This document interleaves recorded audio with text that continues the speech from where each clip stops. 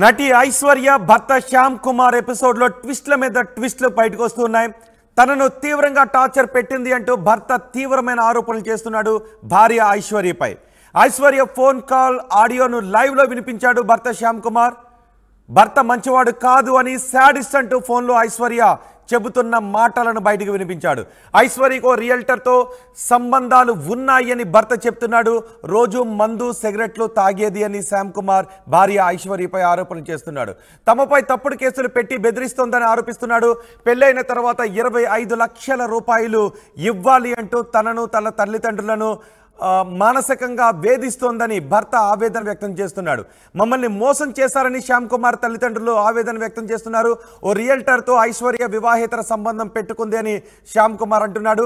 25 లక్షల రూపాయలు కాజేసి విడాకులు ఇవ్వాలి అని టార్చర్ చేస్తోందని భర్త ఆరోపిస్తున్నాడు. మొత్తం ఈ ఎపిసోడ్పై ఏం జరిగిందనే వివరాలు తెలుసుకునే ప్రయత్నం చేస్తాం. మా ప్రతినిధి నాయుడు భర్త శ్యామ్ కుమార్ కుటుంబ సభ్యులతో మాట్లాడారు. వాళ్ళు ఏమంటున్నారు ఒకసారి చూద్దాం. వివాహ బంధం చాలా విలువైనది. అలాంటి వివాహ బంధం నిత్యం న్యూరేల్లో ఉండాలని ప్రతి ఒక్కరు కోరుకుంటారు. కానీ విశాఖలో సినీ నటి ఐశ్వర్య, మరోపక్క భర్త శ్యామ్ కుమార్ ఇద్దరి మధ్య వివాదం ఏదో ఎక్కువగా నడుస్తున్న ప్రశ్న. అసలు వివాదం ఇంకా ఎంతవరకు వెళ్తుందో తెలియని పరిస్థితి కూడా విశాఖలో ఉంది. అసలు మనతో మాట్లాడేందుకు ఇదంతా భర్త శ్యామ్ కుమార్. అసలు చెప్పండి, అసలు ఏ విధంగా చెప్పచ్చు? మీ అమ్మాయి వాళ్ళ పేరెంట్స్ అయితే నీదే తప్పు అని చెప్తున్నారు. అంటే ఏ రకం సార్? అంటే వాళ్ళు చెప్పారు, కానీ ఎవిడెన్స్ అన్నీ కూడా ఉండాలి కదా. నాకు పెళ్ళైన 3 డేస్కే నాకు అనుమానం అని చెప్పారు. 2 ఎంక్వైరీ చేసుకోకుండా పెళ్లి చేశామని చెప్పారు. మా ఫాదర్ అన్న అతను గురించి ఏదో నన్నంతా తప్పు మాట్లాడు. రిలేషన్లు అందరూ కొంచెం చాలా తప్పుగా మాట్లాడారు. వాళ్ళ ఫ్యామిలీ ఫ్రెండ్స్ కానీ నైబర్స్ కానీ అందరూ కొంచెం రాంగ్గా మాట్లాడారు. నేను దానికి అదే చెప్తున్నాను. కానీ నేను పడిన బాధ ఏంటో అది నాకు ఒక్కడికే తెలుసు. దాని గురించి ఎవరు తెలియదు. మరి నేను అంత ఫ్రాడ్ అని తెలిసినప్పుడు, పెళ్ళికి 3 రోజుల ముందే తెలిసినప్పుడు, ఇలా అన్ని ఎంక్వైరీలు చేసినట్టు తెలిసినప్పుడు మరి పెళ్ళి ఆపేసుకోవాలి కదా. మరి పెళ్ళి ఎందుకు చేస్తున్నారు నాతో? మాకు సొంత ఇల్లు లేదని తెలిసి, ఏవీ లేదని అన్నీ తెలిసిన తర్వాత, నాకు పార్లర్ ఉందో లేదని వాళ్ళ మదర్ ఫాదర్ వచ్చి ఎంక్వైరీ చేసుకున్న తర్వాత, అన్నీ మా సొంత ఇంటికి మా రెంటేళ్ళలో సొంత ఇల్లు అని చూసుకుని ఎంక్వైరీ చేసుకున్న తర్వాత వాళ్ళు వదిలేయాలి కదా మమ్మల్ని ఎందుకు పెళ్లి చేస్తున్నారు? వీళ్ళకి ముందే తెలిసినప్పుడు మమ్మల్ని ఎందుకు సార్ పెళ్లి చేస్తున్నారు అసలు? అంటే వీళ్ళ ఉద్దేశం మీద కదా. అంటే అమ్మాయికి సమాజంలో పెళ్ళి అవ్వాలని చెప్పేసి మమ్మల్ని పెళ్లి చేస్తున్నారు. ఏం అవ్వలేదు. 2 వాళ్ళ ఇంటికి వచ్చి గొడవ పడ్డాము అనేసి అంటున్నారు. వాస్తవానికి గొడవ పడ్డాము అనేసి అంటున్నారు. మీకు ఇప్పటికి వచ్చి ఎవరి దగ్గర అవ్వలేదు. ఒక్క నిమిషం సార్. నేను వాళ్ళ దగ్గర సీసీ కెమెరాలు 60 కెమెరాల్లో నేను మా మదరు పడ్డాం అనేసి అంటున్నారు వాళ్ళ ఫాదరు. అదైతే వాస్తవమే. ఇవ్వండి సార్ ఒకసారి.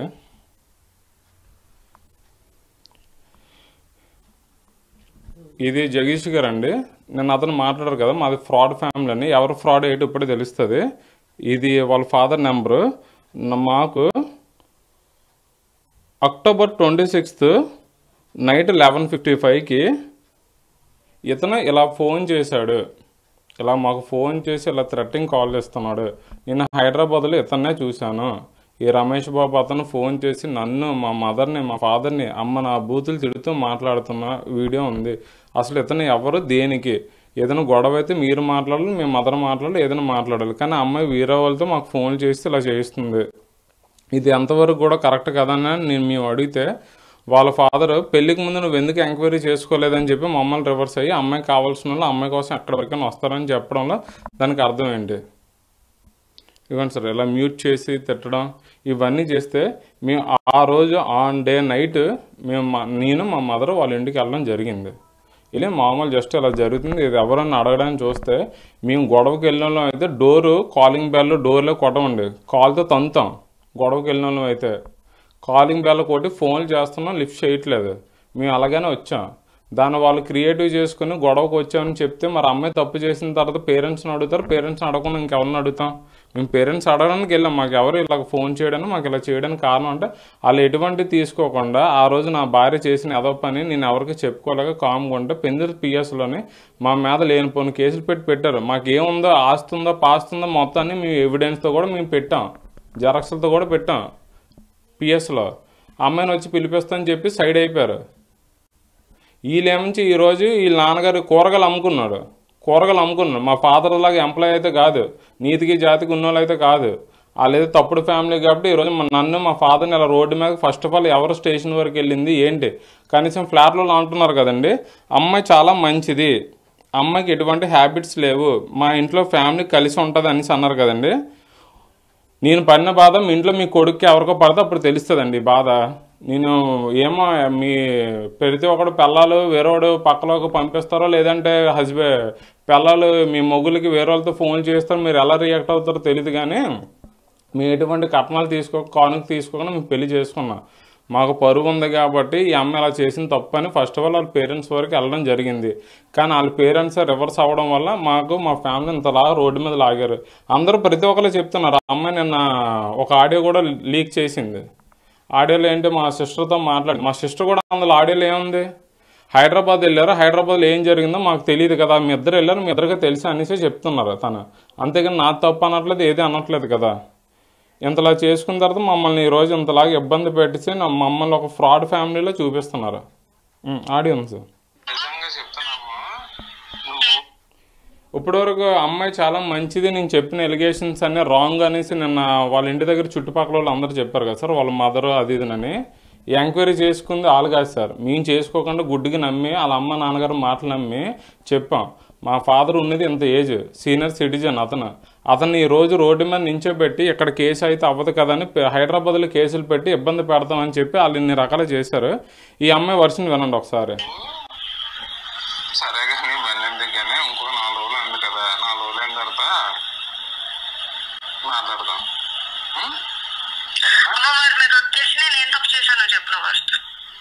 తప్పు చేసేవాళ్ళని నీకు తెలియాలి, 4 రోజుల తర్వాత మాట్లాడదాం.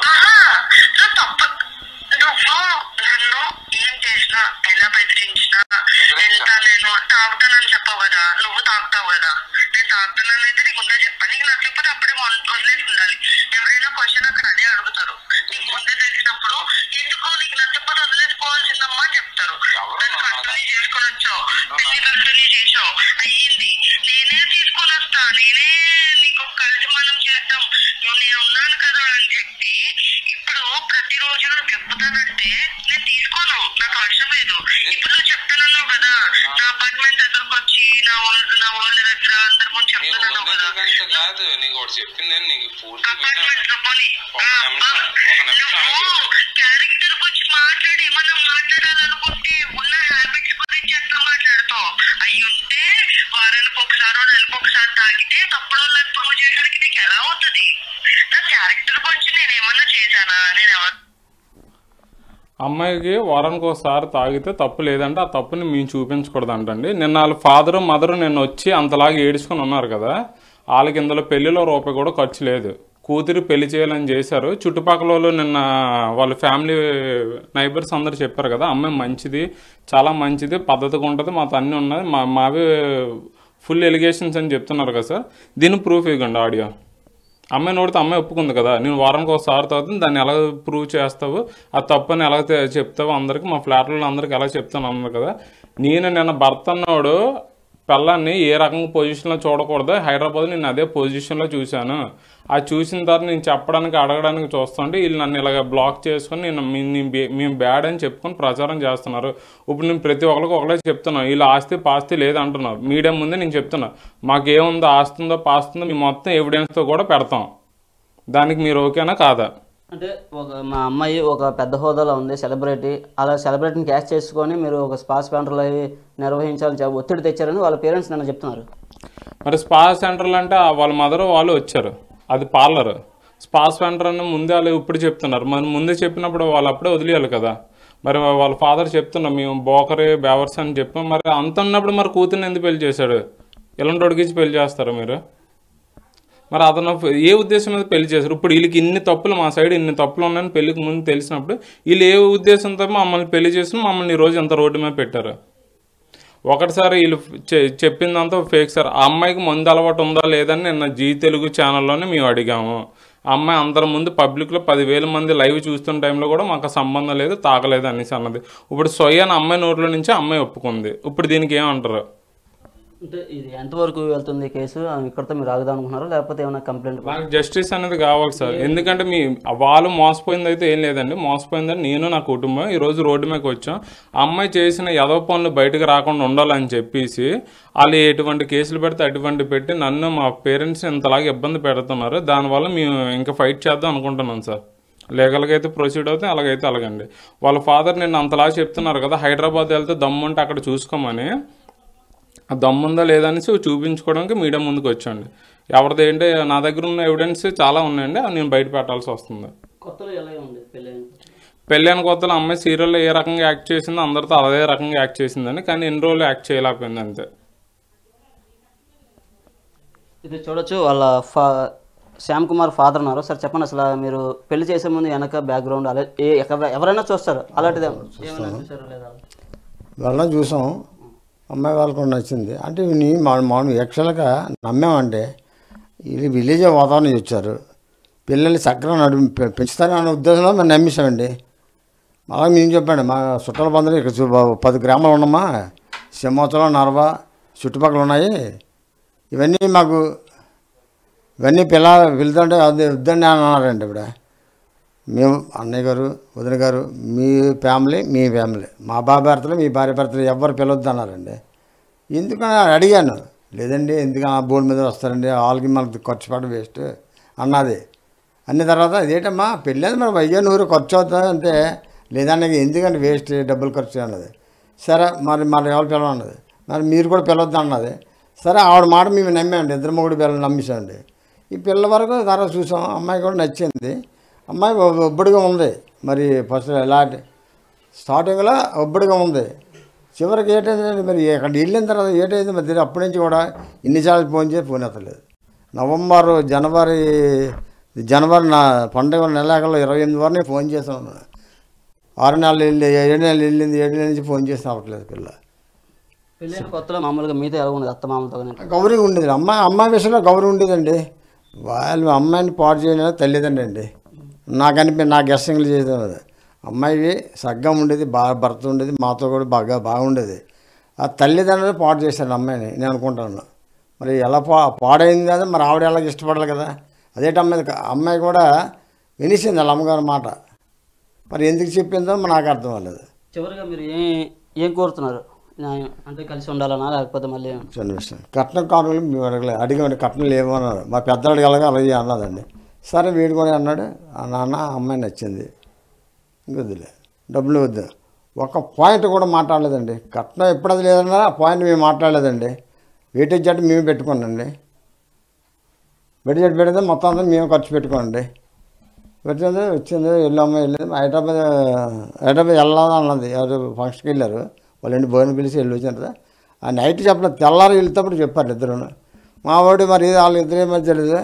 అమ్మాయి ఏదో మా గౌరికి భార్య భద్రకి దండం పెట్టి కాల్ పెట్టి. మీది అరేంజ్డ్ మ్యారేజ్ కదా, అసలు ఎందుకు మీరు కట్నం తీసుకోవద్దన్నారు? అంటే మీరు వాళ్ళు ఏమైనా పూర్ ఫ్యామిలీ లేకపోతే ఇంకేం కారణం ఏమన్నా?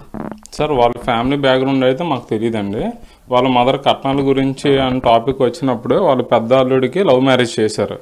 అతనికి ఏమంచి కట్నం తీసుకోకుండా పెళ్లి చేశారంట. వాళ్ళ దృష్టిలోనేమించి ఎలాగంటేనే మీకు ఓకే చెప్తాను మేము పెళ్లి చేస్తానని చెప్పడం వల్ల మేము ఏంటంటే అమ్మాయి నచ్చి అమ్మాయికి నేను కూడా నచ్చి మేము పెళ్లి చేసుకోవడం ఓకే చెప్పుకున్నాం. అంతేగాని మేము కట్నాలు కానుకలు వాళ్ళకి అసలు ఏముందో ఏం లేదని కూడా ఎంక్వైరీ చేయాలి. రెండో వాళ్ళ ఇంటి చుట్టాలు కాదు కదా, ఎవరు కూడా మాకు ఎటువంటి పరిచయం కూడా లేదు. ఇప్పుడు కూడా కనీసం కాంటాక్ట్ అనేది కూడా లేకుండా ఉన్నాం. అంటే మరి ఇంకా ఏ విధంగా చూడొచ్చు? ఫైనల్గా మీకు డబ్బులు ఇచ్చేయాలన్నా లేకపోతే పెళ్లి ఇంకా మీరు అమ్మాయితో కంటిన్యూ అవ్వాలనుకుంటున్నారు? డబ్బులు ఇచ్చేయాలని కాదు సార్, డబ్బుల గురించి సమస్య కాదు. ఎంత ఖర్చు పోయింది సార్, మాకు పరువు అనేది కావాలి సార్. మాకు పరువు అనేది కావాలి. అమ్మాయి ఇంత చేసింది, అలా చేసుకుని మమ్మల్ని ఈరోజు ఇన్ని రకాలుగా ఇబ్బంది పెట్టి ఇన్ని చేసిన పర్సన్ అమ్మాయి ఈరోజు మమ్మల్ని ఇంతలాగా ఇబ్బంది పెట్టి వీళ్ళ ఫ్యామిలీ ఆడిన ప్లే గేమ్ కూడా నా దగ్గర ఆడియో ఉంది సార్. అది ఇప్పుడు వచ్చి ఎవరి దగ్గర ప్లే అవ్వలేదు. నేను మీ మీడియా ముందే ప్లే చేస్తాను, దాన్ని బట్టి మీరు చూడండి.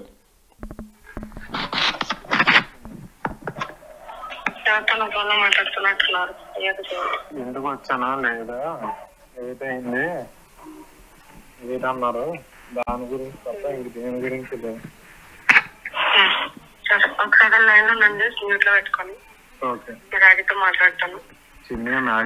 మీరేం రియాక్ట్ అవ్వద్దు, ఏం మాట్లాడద్దు. కన్వే చేయడానికి చూడమ్మా. నువ్వు కన్వే చేయడానికి కాదు, నేనే మాట్లాడు చూడు. సరే. హలో, ఏమేంట్రా కదా కానీ